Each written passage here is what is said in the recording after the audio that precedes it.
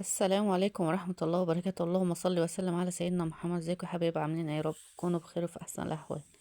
النهارده جايلكم بيوم جديد وفيديو جديد. زي ما انتم شايفين كده هنعمل بقى ايه، فول دميسة كده مع بعض بقى. وهنا بقى عملت شوية فول حلوين كده بزيت الزيتون كده والملح والكمون. يلا بقى نقول بسم الله الرحمن الرحيم ونصلي على الرسول ونروح نشوف بقى المكونات بتاعتنا دي ايه. بس قبل ما ابدا الفيديو عايزاكم تحطوا لايكات كتيره كتيره، واللي لسه ما اشتركش في القناه يعمل اشتراك للقناه ويضغط على كلمه الكل عشان كل ما انزل يوم فيديو جديد يوصل لكم. يلا بقى نقول بسم الله الرحمن الرحيم كده. معانا هنا كيلو فول بلدي كده. شوفوا اهو جميل اهو، الحبايه الصغيره الجميله البلدي دي.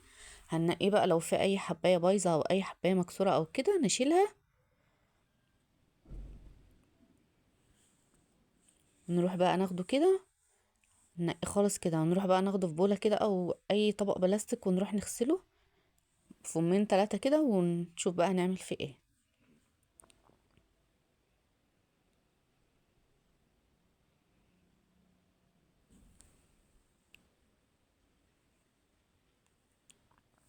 هنا بعد ما غسلناه كده فمين 3 كده وحطينا عليه ميه فطرة من الحنفية عادي. هننقعه بقى لمدة ايه، يعني 12 ساعة 13 ساعة، ممكن ليلة كاملة. علشان كل ما تغيبيه في النقع وكده كل ما يستوي معاكي بسرعة. هنا اهو بعد ما عدى ال 12 ساعة اهو. هنا بقى هنروح نشوف هنعمل في ايه طبعا. بس كل ما تسيبيه تروحي تقلبيه كده وتغيري عليه المية تاني وتحطي مية نظيفة. ماشي، عشان الفولة تبقى حلوة كده. معانا هنا بقى فوالة، لو حتى عايزة تعمليه في حلة اعمليه لو مش متوفر عندك الفوالة. احنا طبعا غسلونه حلو كده بقى، هنصفيه من المية كده ونحطه في الفوالة.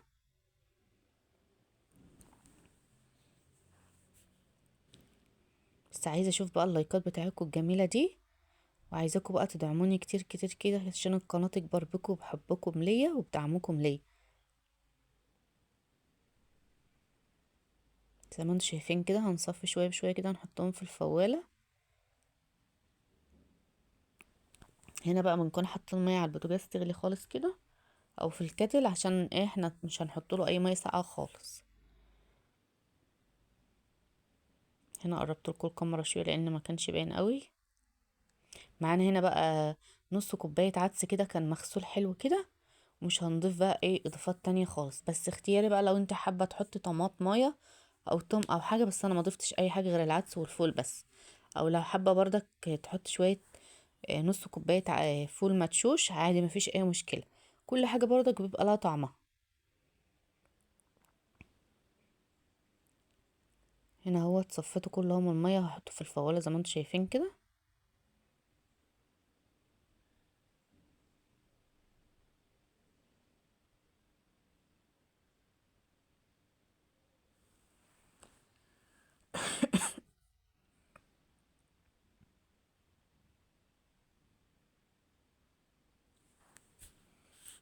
اهو يا حبايب قلبي خلاص صفيته خالص كله اهو.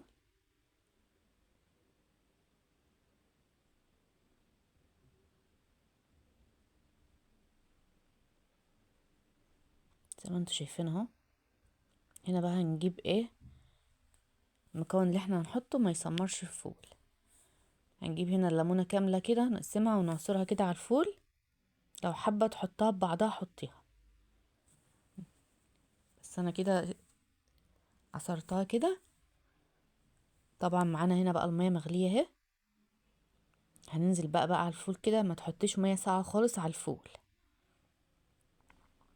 عشان بيغيب معاكي في السوا، والحباية كده يعني بتبقى حلوة معاكي كده. زي ما انتوا شايفين كده بقى هناخده نرفعه على البوتاجاز نشوف بردك تسويته.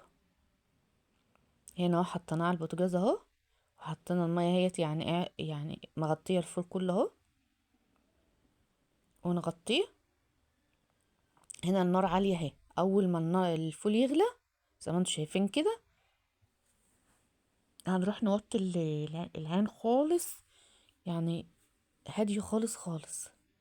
طبعا عشان ما يفرش ولا اي حاجة. شفت انا وطيتها يعني خلاص زي الشمع اهي، ولو في اوطى من كده كمان وطي. شوفوا ما شاء الله خلاص اهوت بعد ما قعد يجي ساعة ونص على البوتاجاز. شوفوا جماله. بس انا كان هنا نشف مية، كنت زودت له كمان شوية مية سخنين. هنروح بقى نشوفه بعد ما يخلص بقى كده. يستوي. هنا تقريبا اهو. وبرضك هوريهولكوا برضك في الاخر، بس يعني انا كنت زودت كمان ميه تاني علشان يبقى حلو كده. هو كل يعني بينفش كده وبيبقى حلو. شوفوا لونه جميل اهو، مسمرش ولا اي حاجه. هنا اهوت اهو بعد ما استوى خالص اهو. طلع واحده كده نشوفها اهي، ما شاء الله. نروح بقى نشوفه بقى. هنا خلاص خلص اهو. هحطهولكوا في الطبق كده برضك عشان تشوفوه.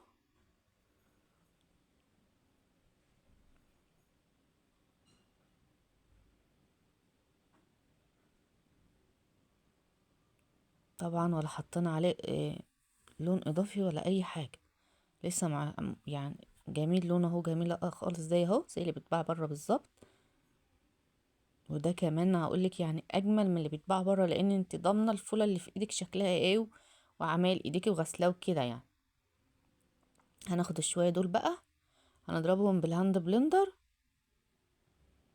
هنضرب دول بالهاند بلندر وشويه نحطهم حب وشويه ايه يعني نضرب دول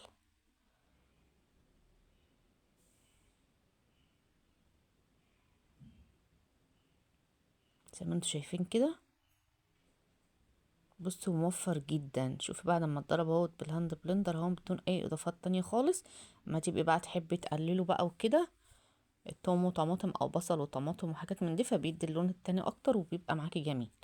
هنا بقى فضيته عشان تشوفوا برضك تقله وجماله اهو، من غير ما نحط بقى عليه ولا نشا ولا اي حاجات ولا اي اضافات تانية ولا اي لون. هنسيبه بقى يبرد خالص ونعبيه بقى ايه في الاكياس على قد كل اكله كده. إيه تعبي في الكيس.